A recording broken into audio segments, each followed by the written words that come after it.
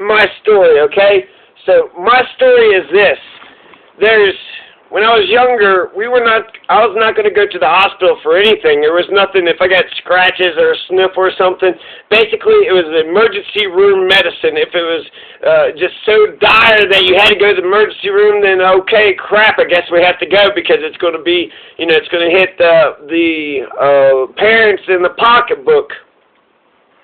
One time I broke my arm, and I remember that the parents refused to go that night, and then the next day my arm was still hurting, and then they went. So emergency room medicine, only if it was emergency room medicine, and even then you needed to wait a day. So let's fast forward to 2008. You got Obama in there, 2008 I believe, and this is 2008, 2010. This is, I guess, about a decade ago, a long time ago. It robbed me of a lot of years and a lot of time, and took a lot of headspace. But I was a victim of police brutality in Louisville, Kentucky, downtown, right there, where you would think police would be protecting you because it was a dangerous area, but instead of protecting me, I was just walking to the store. I literally did nothing wrong. Literally a perfect victim. Just walking to the goddamn store. So I walk to the store, cross, look both ways, cross the road, then an undercover vehicle that was just sitting there like way too long, and then started to do a donut, doing a circle right in the middle of the intersection, and goes all the way 3/4 all the way around, and then about runs into me and, shouts, "Get the fuck out of the road," and I was like, "Yeah, fuck you." And then the undercover, plain white car, no reason to even assume that these are law enforcement officers, swing around, stop right in front of me, prevent me from crossing the road, jump out of the car. I get scared, I swing, I brush the top of the cop's head. The other cop comes around, and they're both plain clothes. So I'm just fighting a guy with a flannel jacket and, baseball cap. And so I swung, grazed the top of his head. They're both, got their dukes up, and I'm ready. And then they're trying to swing at me, but I'm like, just kind of just backing up. And it's 2-on-1. What the fuck? It's not a fair fight, but shit, it was either fight or flight, and I chose fight. And after maybe 10 seconds or so, they eventually said, "Well, hey, we're the police." One of them mentioned the police, and I was like, "Get out of here." And then I kind of scanned one of them up and down, and then I saw the badge right underneath, like the flannel coat. And after I saw the badge, I was like, "Okay, you're a police," and I put my hands up. And when I put my hands up, now, I believe that they told me to get down on the ground, and then I laid down on the ground, they punched me in the face. They said something differently, and then I kind of, why would they lie, right? And I kind of, sort of believed them because I didn't know 100%, and it was like, which is it? So what I believe is that they said, get down the, what they testified was they tackled me, which it just seems like that I would have remembered something like that, and that would have been a way bigger deal. So that doesn't sound right. They tell me to get down on the ground. I get down on the ground. I'm on my back, and Joel Cassie gets over on top of me, and Eric Browning maybe. Joel Cassie is over on top of me, and he goes to punch me like this, cowboy punch. I turn my face, and he punches the concrete. Now he's pissed off, and then he goes and punches me again.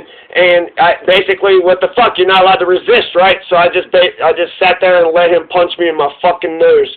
Cracks my nose, breaks it, blood is pouring out everywhere.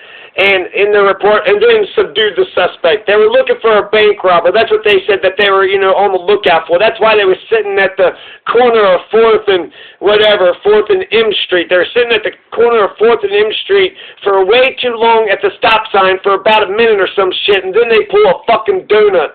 Yeah, they're chasing somebody on a fucking bicycle. They're just sitting there for way too fucking long. You're supposed to cross at the intersection, right? And I crossed straight across, and they said there's no jaywalking laws in Louisville, so there was not. I did absolutely nothing wrong. It's 2 blocks away from my house, so it feels like I got attacked by a goddamn Louisville Metro Police Department, the LMPD, in my own backyard. In my own motherfucking backyard. So then, my nose busted, the commander gets there, and I believe it's Mattingly. I think it's the same motherfucker that was a part of that whole Breonna Taylor thing. And so he's, the chief or whatever, and he was acting nice or whatever. He kind of, cleaned up my nose. But then he's the one that's going to push the press charges. They say, you want to go to jail, you want to go to the hospital, we go to the hospital. They sit with me for a minute. My roommate comes up there, and he takes my cell phone and, all my stuff. And then after several hours of being in the hospital, they said they weren't going to do reconstructive surgery right then and there. My shit is all broke and fucked up, and the EMS, they were having a good old fucking time, like a bunch of frat boys laughing at me and thinking it was hilarious, trying to get me to straighten it out myself. Just why don't you just correct it yourself? Why don't you just push it yourself?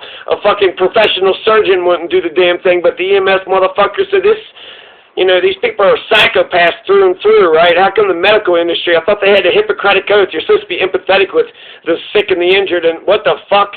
So, they don't do shit. I go to jail, spend the night in jail, then I get bailed out, or I get released on my own recognizance. And now I gotta fight fucking charges and, go through all this fucking horse shit.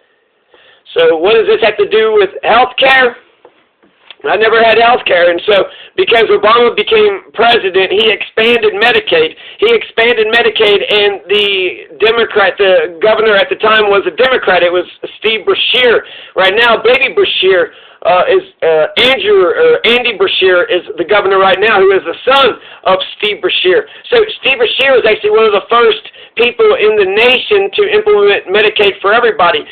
Obama said, here we go, we got this program, and then immediately, Steve Beshear, the Democrat, recognizes the good in expanding Medicaid, took the federal money, took the dollars, expanded Medicaid. I applied for Medicaid. I got approved for health care. So when I got my nose broken, and then when you break your nose, your eyes swelled up, and you get both your eyes are blackened, and my face was all swelled up, and so I just basically looked like a hideous monster right afterwards. I had videotaped some of it because it's like, fuck, now I got to get the public on my side, and who knows what the fuck the public believe when it comes to the police. I don't know, I've never heard many people that were too sympathetic to anybody who were victims of the police. And because Obamacare, because of the Medicaid expansion, I got health care.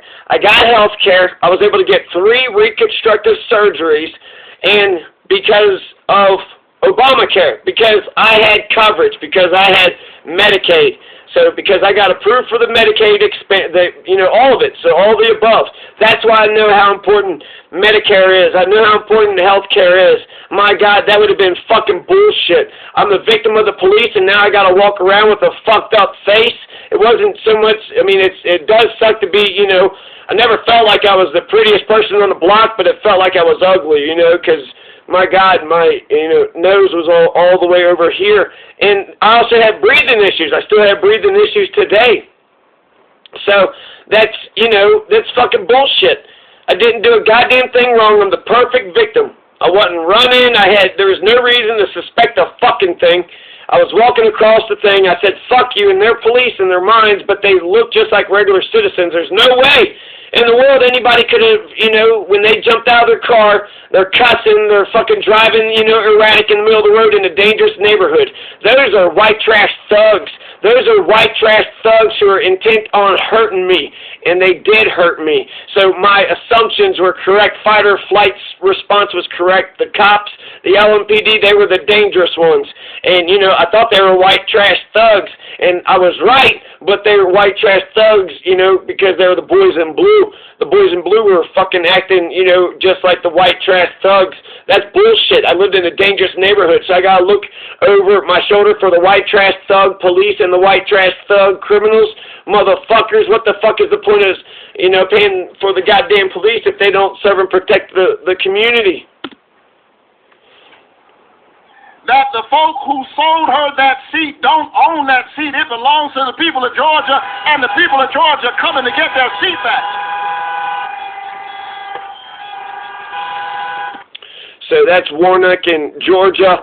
So that's my story. Jimmy Dore's marching orders is that December 30th there's going to be a forum, online forum apparently, I guess a live stream or some shit, some 8:30 p.m. Pacific Standard Time. So 8:30 p.m. There's some sort of it's going to be a force the vote thing. Hashtag my story. Hashtag force the vote. Post your story. Post my hashtag. Put hashtag my story. Put hashtag force the vote on it. And December 30th, Wednesday, 8:30 Pacific Standard Time. So set your clocks. 8:30 Pacific Standard Time. There's going to be some sort of forum. My story for hashtag my story, hashtag force the vote. So if you like Jimmy Dore and you like what he's doing, then you should put a hashtag my story and hashtag force the vote, video or post or what have you up. Now there is several things I want to talk about. Let's get Warnick going. Because the people of Georgia understand that if my neighbor doesn't have health care, if my neighbor is left vulnerable because she has a pre-existing condition, she may be uncovered, but because she's my neighbor, I too am unprotected. We should have known that before the pandemic. But a deadly airborne disease is a tragic opportunity to learn some eternal lessons. I'm sorry, they put the preacher behind the mic on a Sunday. So Monday, Jones, Jamal Bowman, Corey Bush, Ilhan Omar on the right side of force the vote, but David Sirota, David Packman, Sam Cedar, Gene Cougar, Tamsin Shaw, Jamie Elizabeth, Salila Habibi, and Eric Levitz. Their progressive credentials are seriously questioned. David Dole waxes poetic on force the vote. So David Dole is right about force the vote. He does hang out with some of these pricks. But I'm on the side of Mondaire Jones, not David Sirota. I'm on the side of Jamal Bowman, not David Packman or Gene Cougar. I'm on the side of Corey Bush and Ilhan Omar, not Sam Cedar or Tamsin, Shaw. Tamsin, that's a professor. A professor is, basically spitting out neoliberal talking points. So, yeah, I guess that's my two. Hashtag my story, hashtag force the vote. Jimmy Dore is having a forum 2 days from now. It's December 28th. December 30th is Wednesday. It's Monday, December 28th right now, 2020, 7 p.m. in the Pacific, time. So 8:30 p.m. tomorrow, or not tomorrow, 48 hours from now, right? So on Wednesday night, 8:30 p.m. Pacific Standard, there's a force the vote forum. And he wants those people who like him to post something, hashtag my story, hashtag force the vote. And, yeah. So I feel like I've done my part. Force the vote. Peace.